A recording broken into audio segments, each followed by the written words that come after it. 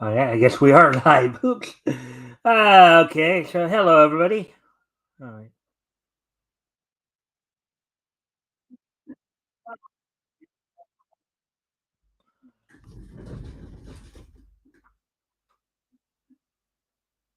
And there's me being forgetful.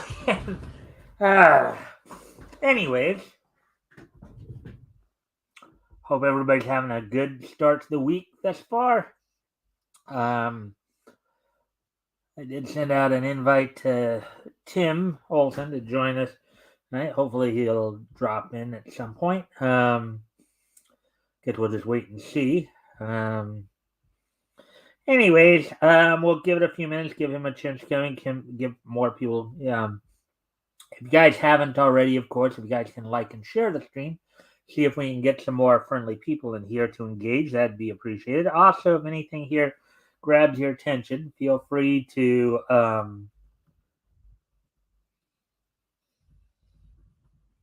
feel free, of course, to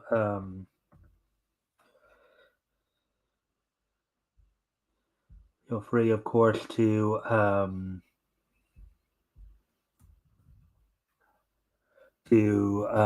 comment and or ask questions. We'll try to answer the best of our ability. So, anyways,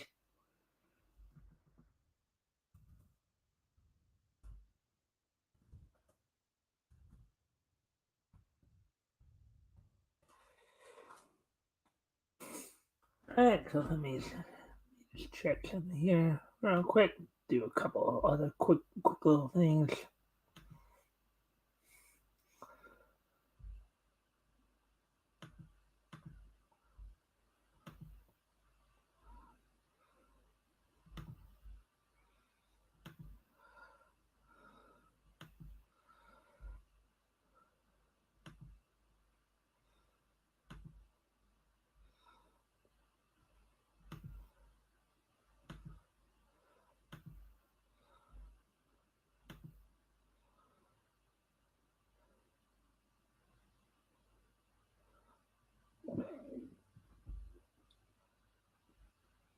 What's Tuesday? So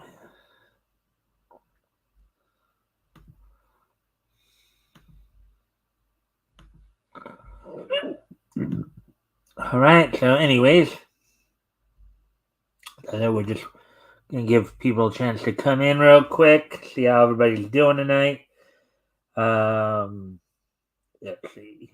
Um, so let's see. Oh, we actually are at the 3 minute mark. So I might as well talk about then what's on tap for tonight. So we're gonna go over a couple articles from Bounding into Comics rather. Um, the the first one, of course. Regarding Zero anime character designer confirms Liliana and Capella censored in season 3 due to international standards. So we're seeing once again how the West is trying to influence anime creation.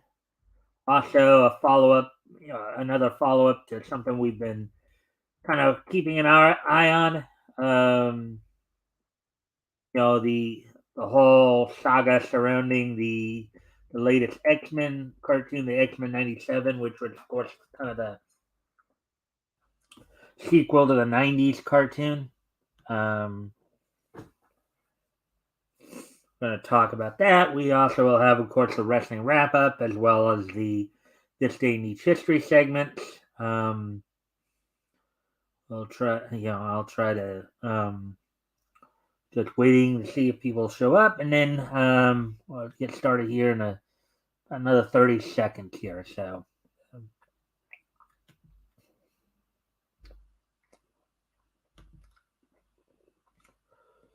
Let's see. All right. So with that,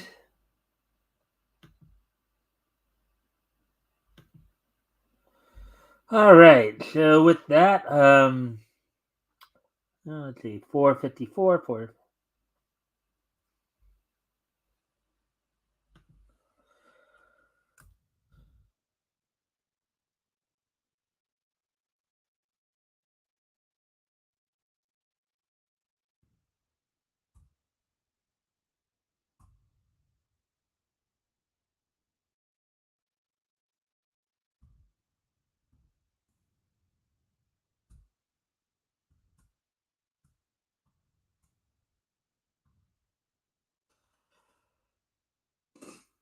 All right.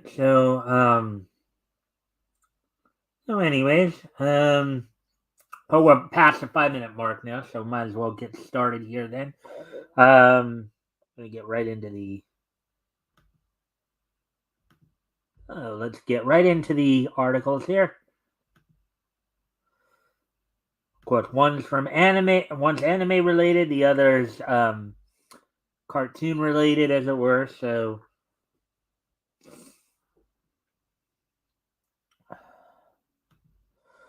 all right. So, regarding Zero, anime character designer confirms Liliana and Capella censored in season 3 due to international standards. Quote, the field is doing its best to deliver the best possible product under the many restrictions. Unquote. Article by Spencer McCulley, published yesterday. Liliana, all right. Starting life in another world. Regarding Zero starting life. So, according to current series character designer Haruka Sagawa, the upcoming third season of Regarding Zero, Starting Life in Another World, has been forced to censor the original designs of two new female characters, Liliana and Capella, in order for it to air in international markets. Guess Saudi Arabia might be one of them, and of course America probably as well. Um, let's see if anybody's on here yet. As soon as I can. No, okay. Let's see. There we go with that one. So let's continue on here. All right. So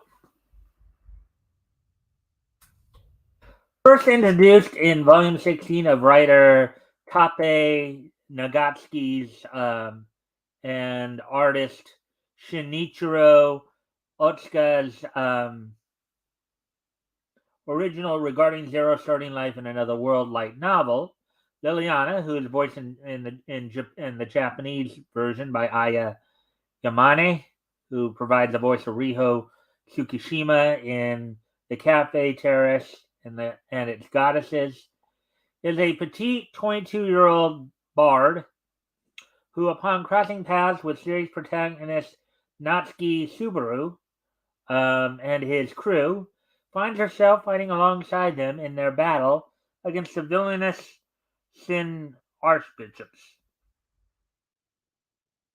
In service of her profession as a traveling performer, Liliana's standard outfit consists of a small black bikini underneath a sheer cloth wrap and flowing harem pants, all of which combines to leave her with a general appearance reminiscent of Middle Eastern belly dancers. This right here is, I guess, what they're talking about. Meanwhile, Capella, whose voice actress is yet to be named, um, yet to be announced, um, could not be any more the opposite. Um, the quote unquote lust representative of the Sin archbishops, Capella is shown to be an absolute terror of an existence. Her brash and selfish nature, as well as her propensity rather, for treating humans as little more than bags of meat with which to play with, making her a pariah among her fellow team members. So, let's see. Let me see something here.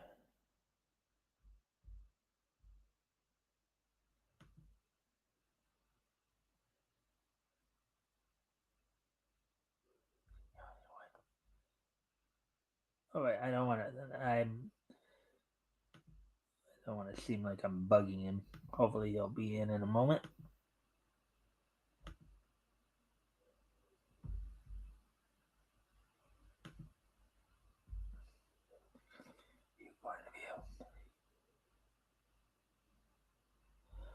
Okay, so anyways, let's see now.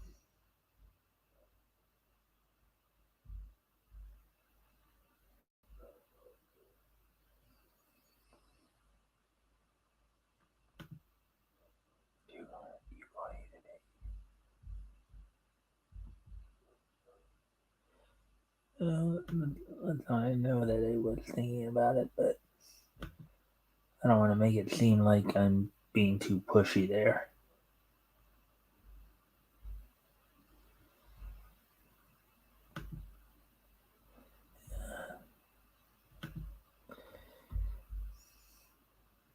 All right. So, anyways, um, let's see. Okay, yeah, we read that already. So, to this end, in attempting to visually communicate the villainess's character, Nagatsuki and Otsuka chose to design her as wearing little more than a bikini, thigh-high leggings, and extremely short hot pants with a whale tail to boot. Okay, this must be this must be what they're talking about right here.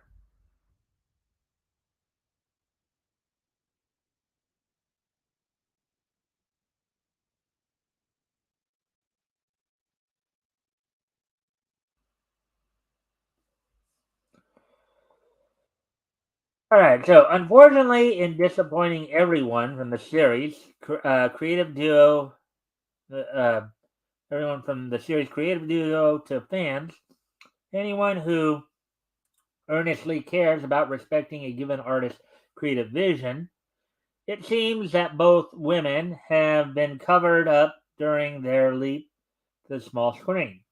Said changes were first discovered on March 23rd, courtesy of the latest trailer for the regarding Zero's hotly anticipated third season.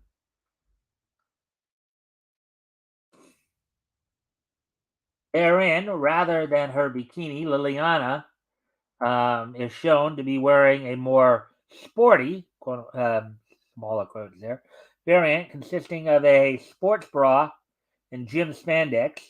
Her pants are also no longer sheer, um, but there does exist the distinct possibility that this could be an smaller quote animation budget issue rather than a censorship one. Mm.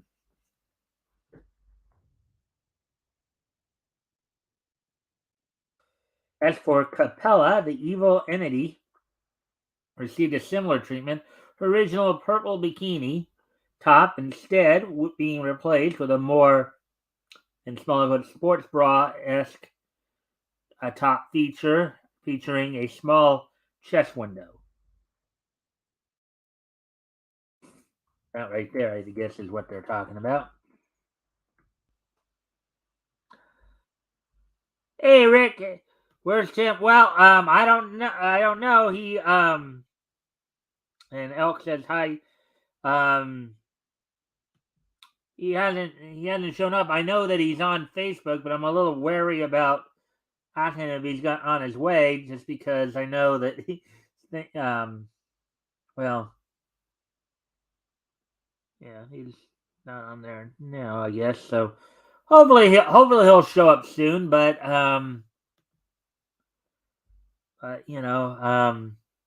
anyways, if you guys haven't already, if you guys can like and share the screen, see if we can get some more friendly people in here to engage. That'd be appreciated. Also, if anything grabs your attention, feel free to comment and or ask questions. I'll try to answer the questions to the best of my ability. So, anyways, um, let's see. All right. So, anyways, curious as to the reason behind these changes in response to his sharing of a promotional illustration on Twitter to celebrate the trailer's release. fans pressed the aforementioned Sagawa as to whether or not he could provide any insight into the production team's decision. All right.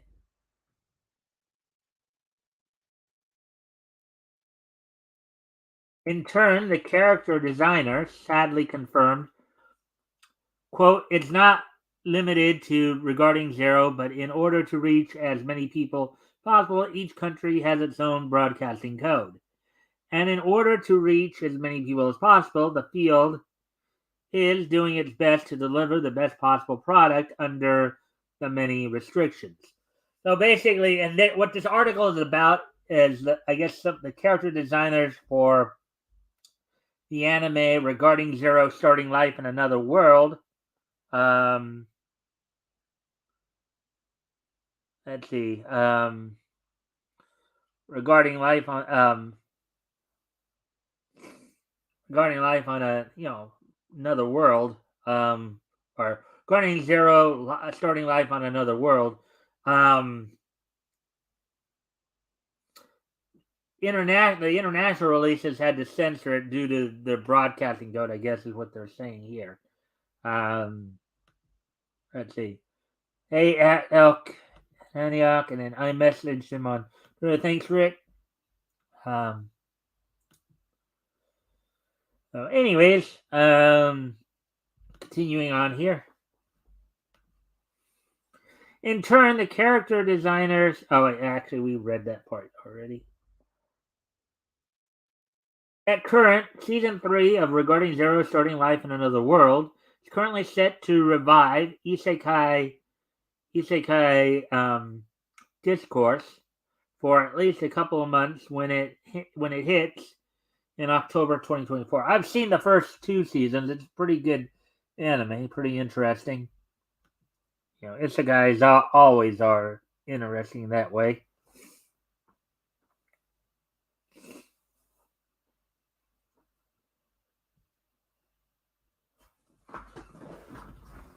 With that, let's get ready to move on to the next article then. That one went pretty quick, actually. So.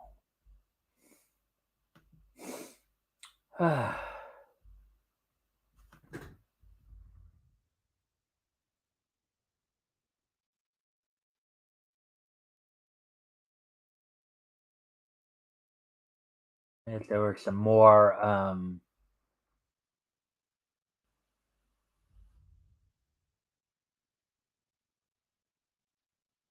All right, here we go. Here's the other article I wanted to go over.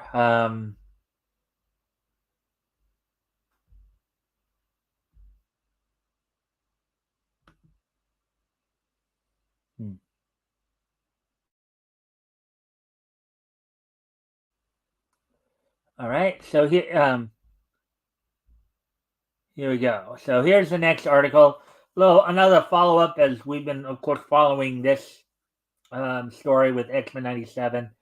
X-Men 97 voice actor says series never explicitly refers to morph as, in smaller quotes, non-binary.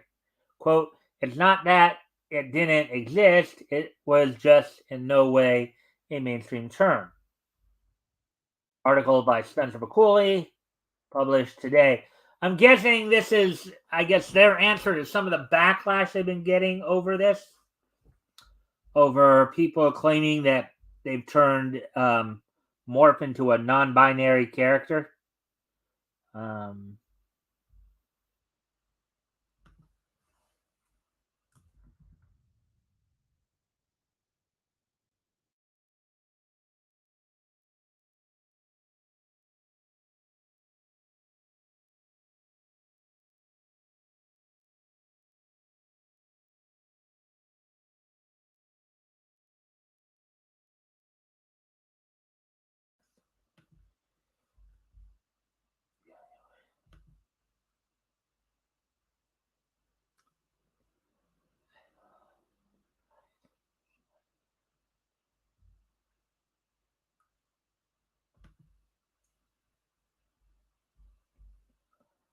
All right, so anyways, we continue on with the article here.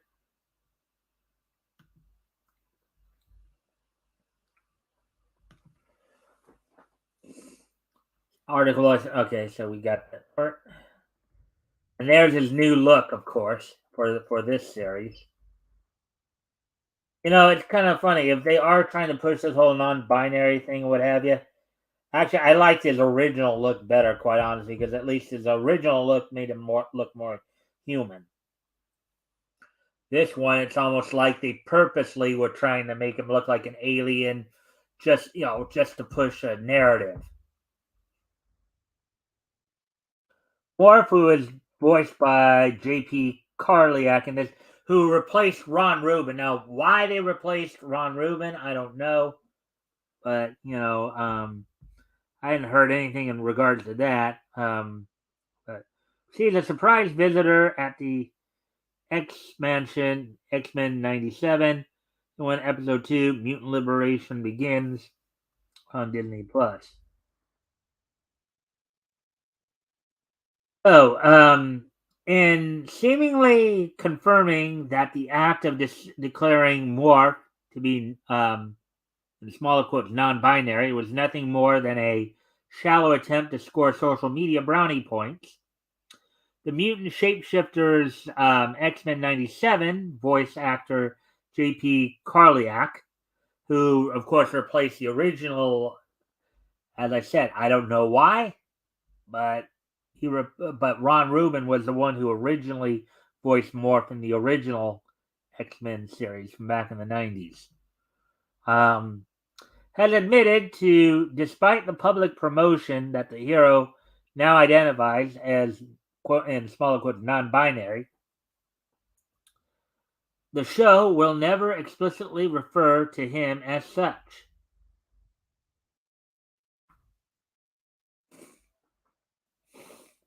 Morph makes his official credits debut in the intro to. In other words, they're kind of trying to do the same thing they did with the original series there in that regard. Anyways, Carliak, who themselves identifies as non-binary, but openly uses he/him pronouns, provided this baffling insight into the Disney Plus series approach to Morph during a recent post-series premiere interview given to CBR Sam Stone. Asked by Stone if he could elaborate as to why, despite purportedly being, in smaller quotes, non-binary, Morph still exclusively refers to himself as male, the voice actor said that the production team declined to have him use, quote-unquote, they/them pronouns because it would have been historically inaccurate.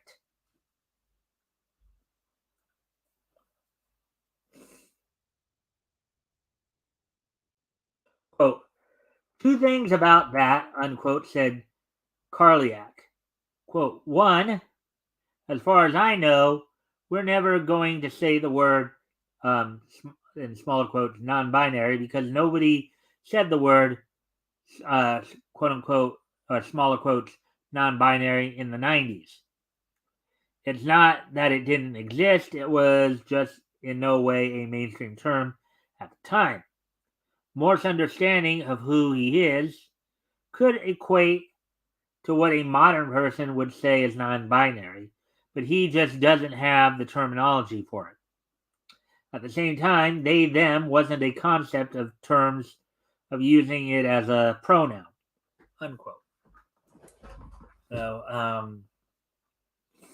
so that's probably so.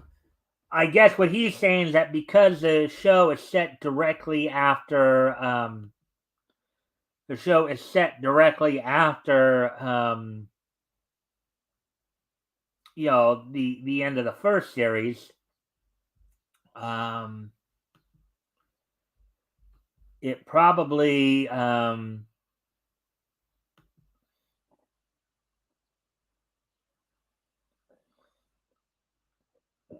they probably just didn't want to.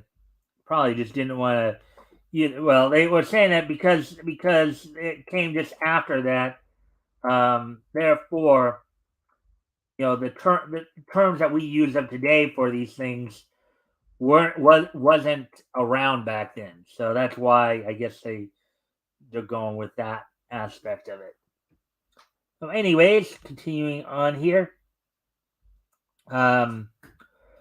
Quote, there are so many ways I identify with morph, but one of them is that I personally identify as genderqueer, which some might say is an offshoot of non-binary, but I use he, him pronouns, unquote. He continued, quote, a lot of that has to do with the fact that I'm in my 40s and I came into my full understanding of my gender in my late 30s. I've always used he, him pronouns, and they feel like an old college sweetheart or sweatshirt. Where maybe they don't fit all that well, but they're still really comfy. And until I find something better, I'll just keep using that, unquote.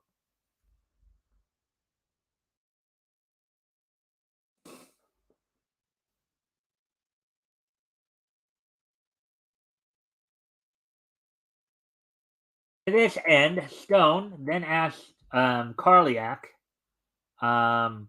if he had been, in smaller quotes, surprised to the backlash against this change of Morph's character, to which he admitted, quote, no, and then he laughs, unquote. Quote, I'm a queer activist, unquote, he explained. Quote, I run a nonprofit that advocates for queer representation. I also co-founded a voter registration organization. I know what's going on in the world, especially politically, so no, it didn't surprise me at all. And then he laughs again in brackets there. I think what I appreciated was how much counter backlash there was with people like, quote, have you watched X-Men? Are you familiar with why they were created and what they're about? Did you forget that? That was reassuring. Well, they were not originally created to be billboards though. Contrary to what everybody's, yeah, there have been other writers. There have been other writers that have probably since decided to try to take it in that direction, but originally they were not created for that purpose. They were not created as some kind of avatar for whatever civil rights, you know, movement is going on at the time. Because I know a lot of people, they've been saying, well, it was used as X-Men were used as an avatar for the civil rights movement of the '60s, for blacks. But even Stan Lee had come out and said that was not necessarily the case. The reason they were created was it was just a lazy way of getting around of having to come up with a different origin for each and every hero every time they wanted to create a new hero.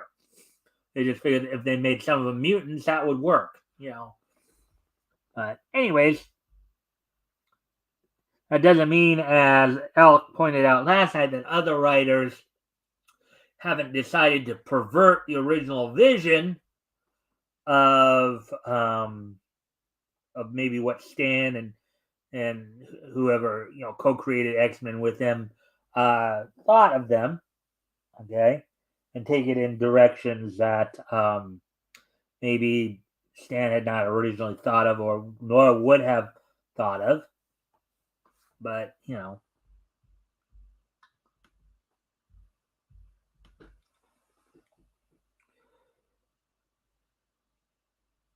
quote, I haven't really taken offense with anything anybody's published as much as they've tried.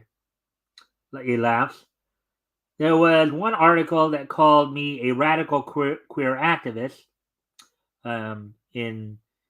in brackets here, as penned for That Dark Place by its current editor-in-chief, John F. Trent, of course, a former member of the Bounding in the Comics staff here, and listed the insidious mission statement of my organization verbatim of what was on the website.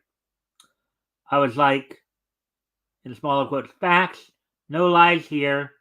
Thanks for the promotion, unquote. And then he laughs again.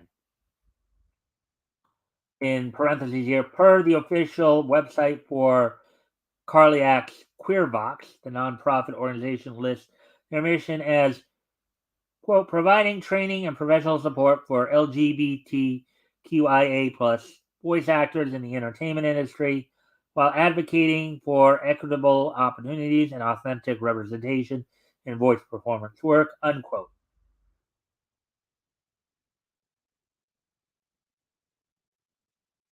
Morph rocks his human face in the X-Men. Yeah, that's the face everybody remembers from the original series. Albeit the animation looks kind of different now. But to this end, while the series has yet to explicitly refer to Morph as non-binary, in small quotes, it has referred to him twice using, in smaller quotes, they, them pronouns. Once during the UN riot in the second episode, wherein Cyclops informed Storm that, quote, Morph's here, but they're losing the line. And again, in his end credits profile. As such, given that the actual contents of the end product stand in stark contrast to Carliac's claims, or at the very least leaves them disingenuous, as even if they don't use them, in smaller quotes, non-binary, their use of they, them pronouns still represent an attempt to label Morph as such. It remains absolutely unclear just how the series will handle mutant shapeshifter's existence going forward. And there's more from the original series there, as I mentioned earlier, voiced by Ron Rubin. So Morph, voiced by Ron Rubin, and Beast, voiced by George Buza, who I do believe George Buza has reprised his role as Beast in the series. Suit up in X-Men the Animated Series, Season 1, Episode 1, Night of the Sentinels, Part 1, back from 1992 for Marvel Entertainment. The next episode of X-Men 97, Fire Made Flesh, is currently set to hit Disney Plus on March 27th. Fire Made Flesh. They're not going to delve back into the Phoenix Saga again. They've already done the original series. The original series already did the Phoenix Saga and the Dark Phoenix Saga. They're not going to do that again, are they? Now, some of you have argued that. Some people have said that. I guess they're doing the trial of Magneto. In fact, we actually covered that article here. The other day. It might have been yesterday or the other day when we're talking about it, and where they. Now I'm missing my thought here. Well, yeah, they were. So they're right now. They're covering the trial of Magneto, and it's apparently to take a swipe at the MAGA crowd. That was the thing that we were talking about with that. So again, JP, and I guess this is again as JP Carliac, who I guess identifies. Well, he still identifies himself as he him pronouns, and he identifies as gender queer as opposed to non-binary. But I guess I want to get an actor like that in there to kind of push that narrative. So again, I don't think that.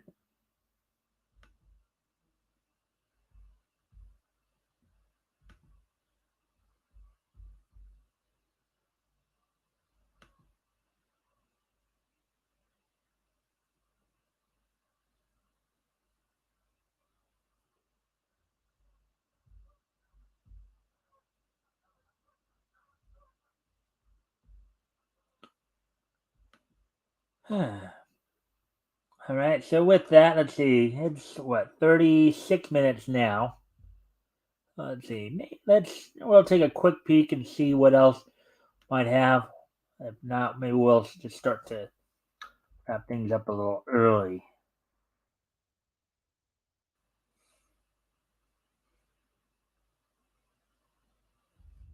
Hmm.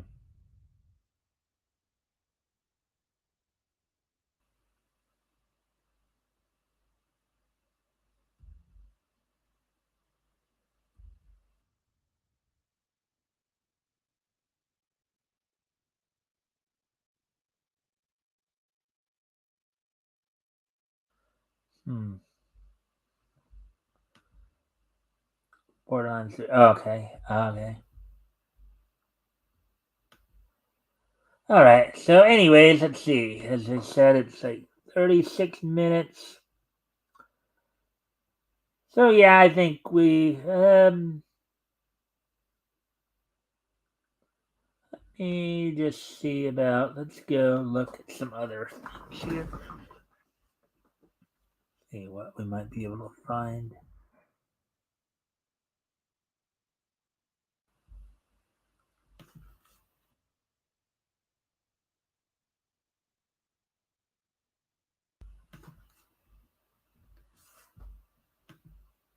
Oh, that's good.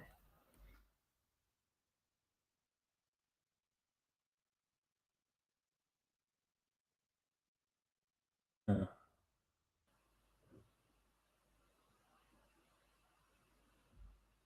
hmm. Well, maybe we'll do that one then.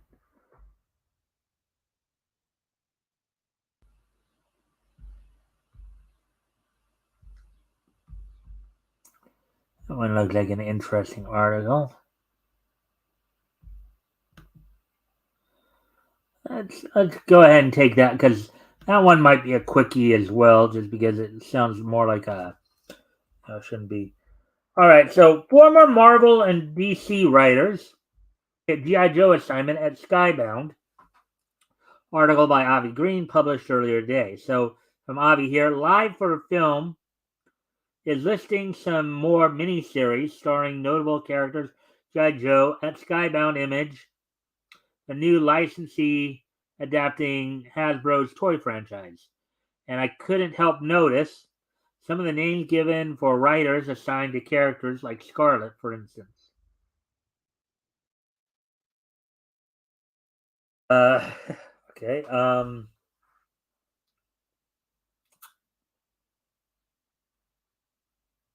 This is from the article. Red Hot writer Kelly Thompson, Black Widow, Birds of Prey, and artist Marco Ferrari, Frontiersman, introduced some of the most anticipated characters to the Energon universe in ways you'll never expect.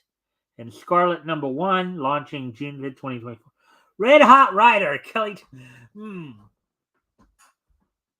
there, there could be a couple meanings in that. Red hot maybe mean that they're on a hot streak of successful stuff, but it could also, but if Kelly Thompson happens to be a woman, I wonder if maybe there's kind of something else implied there. But uh, that does, of course, beg the question, doesn't it? Um, anyways,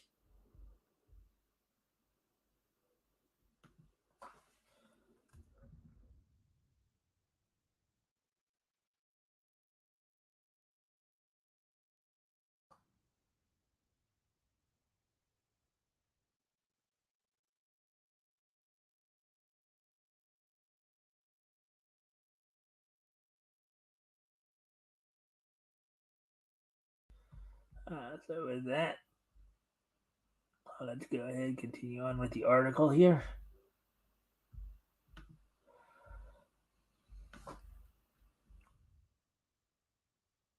There's Scarlett's new look right there. Thompson was involved in some of the worst developments at Marvel DC, like the woke approaches to Carol Danvers. And that's why this new take on Scarlet will have to be viewed cautiously. Because who knows what Thompson might have in store. Yeah, I'd almost kind of wonder if, what Hasbro's thinking here, doing this, going from one company that was putting all this woke stuff in, having their stuff die, only to go to another company and possibly have it do the same. I mean, ah. I'm also decidedly not happy about the emphasis put upon villains, here being Destro, who's also the subject of a miniseries. And this is from the article here. Quote, I'm incredibly excited to bring Destro to life with Andre, unquote, said Dan Waters. Quote, this is going to be a visceral, explosive thriller in which the, in brackets, Destro isn't very nice to anyone at all. Everything you'd want from your favorite amoral arms trafficker, unquote. Quote, I just can't wait to see what Dan has planned for Destro, unquote, said Andre Bresson. Quote, I'm pretty excited because everything going on with the Energon universe so far has been bonkers. And Destro, he is just an absolute bad bleep. Um, ready to kill and destroy, unquote. Let's see. So going back to Avi here, Waters, as noted, was the scriptwriter for a Creature of the Black Lagoon adaptation. Um, but what's really aggravating is when guys like this have such a fixation on criminal figures. And the editor promotes Destro's MO as though it's something to celebrate, which it's not. I don't consider villains, quote unquote, favorites, as though they're somebody to literally love. Heroes are whom I cherish. Well, Avi, I have to tell you something, man. We've gotten to that point in the world where, as prophesied in Isaiah, where good is called bad and bad is called good. So, or good is called evil and evil is called good.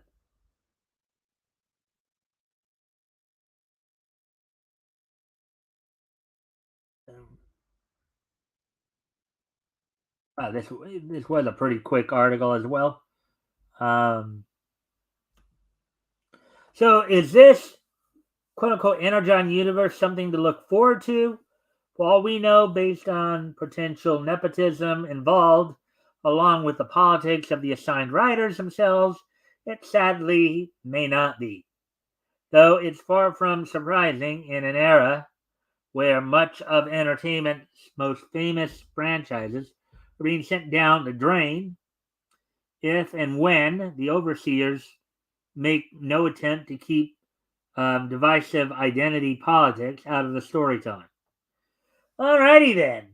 And I think that's um, pretty much all we got. As I think, see now, where are we at on time? I think we're coming up on the quarter. Yeah, 44 minutes and change. So I think we are pretty much done with articles now. I guess we will um get ready to do the rest. I can wrap up here real quick, and then so of course last night WWE had its Monday Night Raw event as they're continuing their march towards WrestleMania.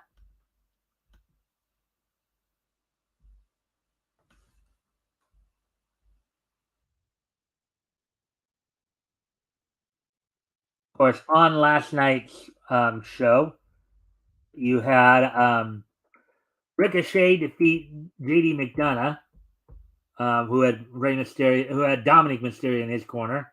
There have been some commentators said that maybe JD McDonough being part of the Judgment Day faction is probably not really worked out for him. Because all he's doing now is dominate everybody. Candice LeRae with Indy Hartwell in her corner defeated Ivy Now, who had Maxine Dupree her corner in what some people are calling Candice's kind of slow turn to heel, which a lot of people are a no contest in the tag team match between DIY, Tommaso Ciampa and Johnny Gargano, and New Day, Kofi Kingston and Xavier Woods. Andrade defeated Giovanni Vinci in his match. Now, initially, Andrade was supposed to face off against Ivar of the Viking Raiders, but for whatever reason, they had to pull him from the show as he was apparently not medically cleared to wrestle. Now, why he was not medically cleared to wrestle, nobody knows. They didn't give that detail, but he just was never given that detail. Let's see. Also, let's see what else have. Bronson Reed defeated Sami Zayn as they were working some segments with Sami setting up for his match against Gunther for the Intercontinental title with him and Alpha Academy's Chad Gable. And in the main event saw Jey Uso defeat Shinsuke Nakamura. Now, during the show as well, The Rock and Cody had some kind of back and forth initially on the mic, and you also had CM Punk last night, basically take shots at both Seth Rollins and Drew McIntyre. So, but it also ended it with at the end of the show with a segment with The Rock beating down Cody, continuing their build up to the story match. Night one, they'll be involved in a tag team match against each other where The Rock will be teaming with Roman Reigns to take on Cody and World Heavyweight Champion Seth Rollins. And on night two, Seth and Cody will be in championship match. Seth defending the World Heavyweight title against Drew McIntyre, and Cody trying to finish his story by defeating Roman Reigns for the Universal title.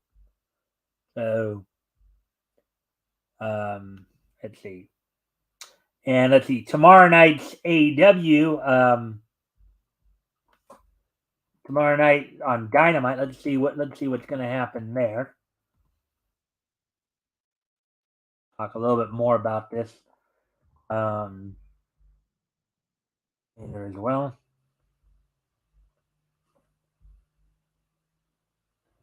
And for the Wheeler Yuta fans out there, if you've been wondering why he hasn't been on TV of late, I did read something earlier that because he was just pulled from a show that they were doing down in Mexico for CMLL. He just pulled from a CMLL where he's supposed to be part of the main event there. But it's been reported, I guess he's been nursing an injury. That's why he hasn't been on in a while. So let's see now. So tomorrow night's as of course AEW will be concluding its Canadian mini tour here. Last week they were in Toronto. This week they're in Quebec City and they'll be doing tapings for Dynamite and Rampage. So tomorrow night from the Videotron Center in a number one contenders match for the AEW TBS title, four-way match. You have Willow Nightingale versus Chris Statlander versus Anna Jay versus Sky Blue. I guess the winner of this match will probably get the next shot at Julia Hart. Swerve Strickland takes on Konosuke Takeshita in an AEW World Tag Team Tournament quarterfinal match to crown new champions. The Young Bucks will be taking on Private Party. And also Katsuyori Shibata will be taking on Will Ospreay. As Will Ospreay continues to prepare for his match with Bryan Danielson at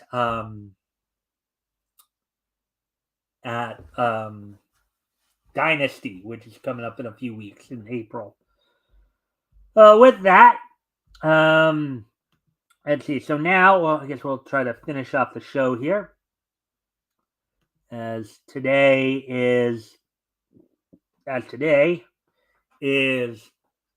Tuesday, May the 26, 2024. So let's take a look back at this day in Neat's history. History! So let me just see some things here real quick.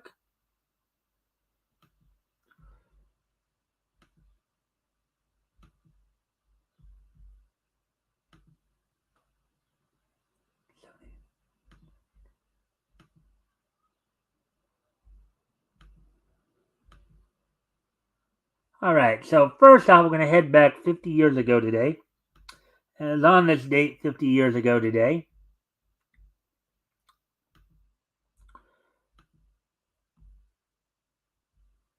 on this date 50 years ago today, the Texan, who is a masked blackjack mulligan, basically, defeated Fritz von Erich for the NWA American Heavyweight Championship in Dallas, Texas. Now, this was at the time, of course.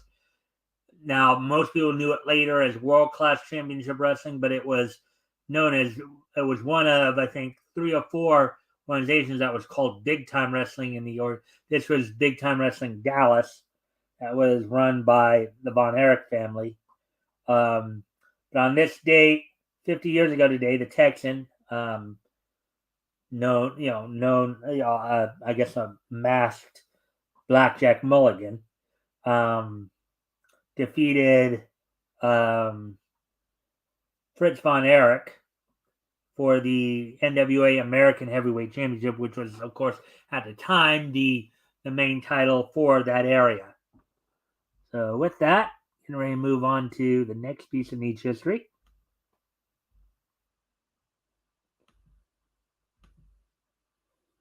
Let's see.